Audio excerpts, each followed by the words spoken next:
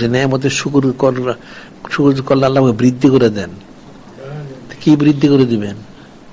যদি আইমুল সুখে সে সম্মান করে, তাহলে যে নেয়ামত গুলি এগুলি সে 16 আনার হিস্সা সে লাভ করবে। সুবহানাল্লাহ।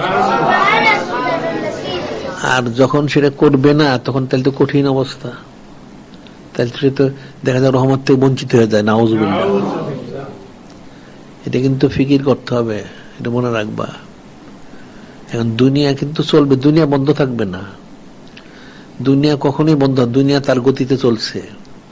একসময় মানুষ চলতে চলতে একসময় তার জিন্দেগিটা শেষ হয়ে যাবে, এটা বন্ধ হবে না। কিন্তু সে যা করলো সেটি তার থেকে যাবে।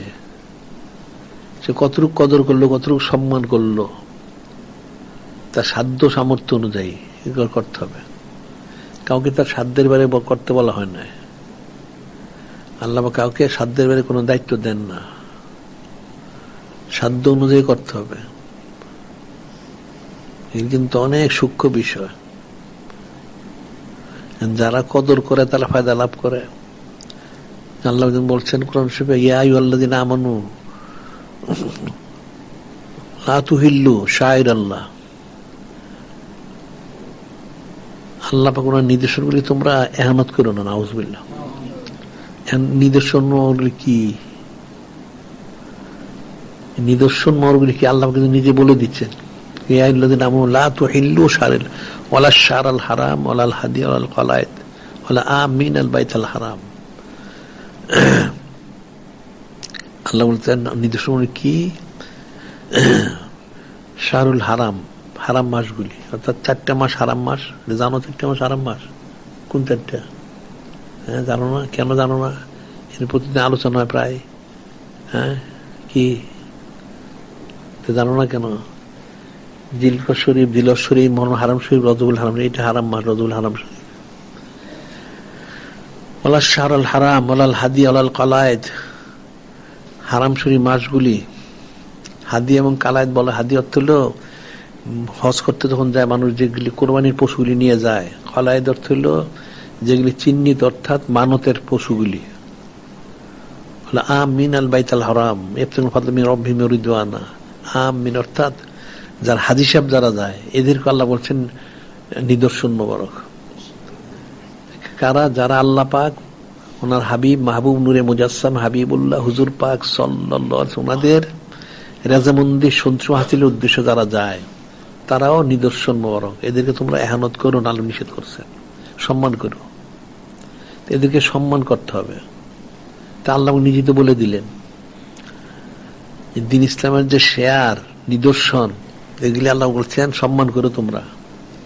তো আইমুল শিব তো আল্লাহ নিদর্শন, শেয়ার, তো সম্মান করছো তোমরা। হ্যাঁ, তো সম্মান না করলে কেমনে হবে? মানুষ তো জানেই না সম্মান করবে কোত্থেকে, জানো তো কেমনে হবে? আল্লাহ তো বললেন সম্মান করো। সম্মান করলে সে ফায়দাটা পাবে, সম্মান না করলে ফায়দা পাবে কিন্তু। মাইওয়াজ্জিম শাআইরাল্লাহ, যে আল্লাহ সম্মান করে, ফাইনাল তাকওয়াল কুলুব, এটা অন্তরের তাকওয়া পরহেজগারি পবিত্রতার কারণ। যাদের অন্তর পবিত্র থাকে তারাই এই নিদর্শনকে সম্মান করতে পারে। খায়রুল ইনদা রাব্বি, আল্লাহর কাছে এটা উত্তম পছন্দনীয়। এই নিদর্শনমূলক হুরমতগুলি সম্মান করলে আল্লাহ পাক খুশি হন, সন্তুষ্ট হন। এটা তো 2টা আয়াত শরীফ আছে, একটা হলো মাইওয়াজ্জিম, আর একটা হলো শায়রাল্লাহ মাইওয়াজ্জিম হুরমাতিল্লাহ। আল্লাহ পাকের নিদর্শন মোবারক এবং হুরমত মোবারকগুলি যারা সম্মান করে, আল্লাহ পাক তাদের প্রতি সন্তুষ্ট হন। আল্লাহ কাছে উত্তম এবং তার অন্তরের তাকওয়া পরহেজগারি হাসিলের কারণ। সে মত থেকে ওলি আল্লাহ হইতে পারবে। সুবহানাল্লাহ।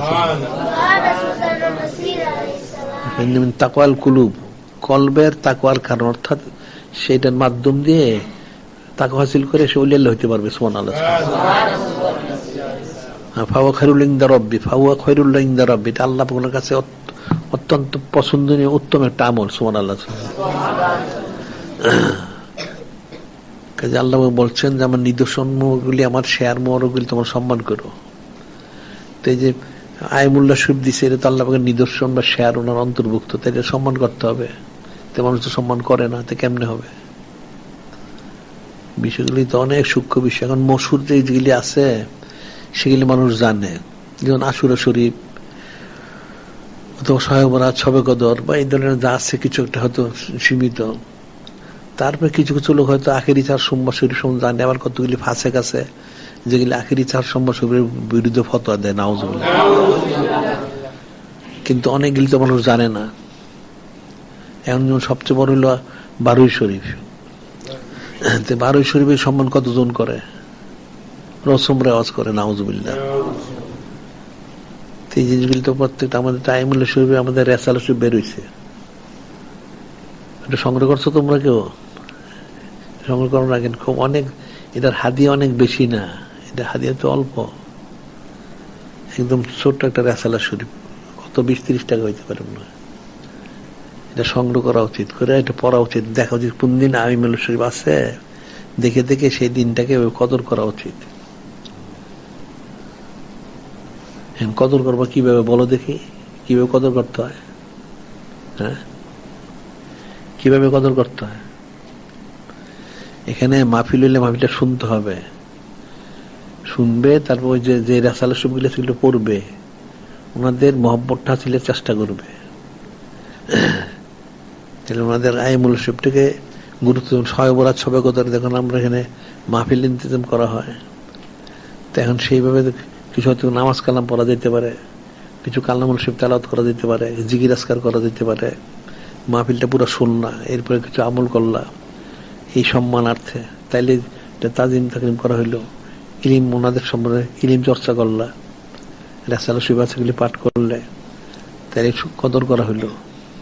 কিন্তু মানুষ তো কদর করেই না। এটা অনন্তকাল তোর চোখটা খোলা থাকবে না, একসময় তো বন্ধ হয়ে যাবে, তখন কি হবে? আর বয়সের তো কোনো নিশ্চয়তা নাই। সাধারণ মানুষ মনে করে 70-80 বছর হলে তো মারা যাবে, ঠিক আছে, হ্যাঁ 70 কিনা 100 বছরও বাঁচতে পারে, কোনো সমস্যা নাই, কিন্তু কমও তো হইতে পারে।